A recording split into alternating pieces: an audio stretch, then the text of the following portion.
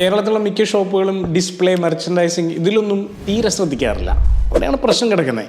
3 പ്രധാനപ്പെട്ട കാര്യങ്ങളാണ്. ഒന്ന്, പ്രൊഡക്റ്റ് സ്റ്റാക്കിംഗ് ആണ്. ഈ പ്രൊഡക്റ്റ് കറക്റ്റായിട്ട് സ്റ്റാക്ക് ചെയ്ത് വെക്കുന്നതും ഡിസ്പ്ലേ വെറുതെ കുത്തി നിറച്ച് വെച്ചിട്ട് കാര്യമില്ല. ഒരു കസ്റ്റമറിനെ അട്രാക്റ്റീവായിട്ട് ഫീൽ ചെയ്യുന്ന തരത്തിൽ വേണം വെക്കാനായിട്ട്. കൃത്യമായിട്ട് ആ പ്രൊഡക്റ്റ് എന്താണെന്ന് മനസ്സിലാവുന്ന തരത്തിൽ കൃത്യമായിട്ട് ഡിസ്പ്ലേ ചെയ്യണം. എന്നാൽ മാത്രമേ നമുക്കൊരു സാധനം മേടിക്കാൻ ഒരു ഫീൽ ഉണ്ടാവും.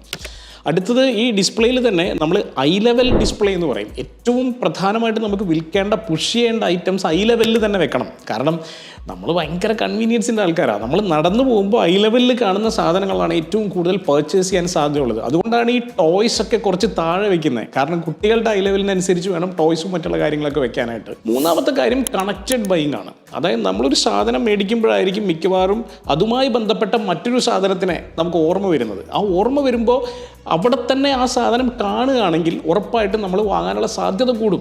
അതിന് പകരം വേറെ ഏതെങ്കിലും കോർണറിൽ കൊണ്ടുപോയി കഴിഞ്ഞാൽ ചിലപ്പോൾ നമുക്ക് ഓർമ്മ പോലും വരില്ല. ചിലപ്പോൾ കാണുമ്പോഴായിരിക്കും ഓർമ്മ വരുന്നത്. അപ്പോൾ അതുകൊണ്ട് കാണാൻ വേണ്ടി കണക്റ്റഡ് ആയിട്ടുള്ള സാധനങ്ങൾ അടുത്തടുത്ത് ഡിസ്പ്ലേ ചെയ്യേണ്ടതുണ്ട്. ഇത്തരത്തിൽ ഡിസ്പ്ലേ ആൻഡ് മെർച്ചൻഡൈസിംഗിൽ ഒരുപാട് സൈക്കോളജിക്കൽ ഫാക്ടേഴ്സ് വരുന്നുണ്ട്. ഇത് കറക്റ്റായിട്ട് ഉപയോഗിച്ചാൽ ഒരു സംശയം വേണ്ട, 20% സെയിൽസ് വർദ്ധിപ്പിക്കാം ഈ ഒറ്റ കാര്യം കൊണ്ട് മാത്രം.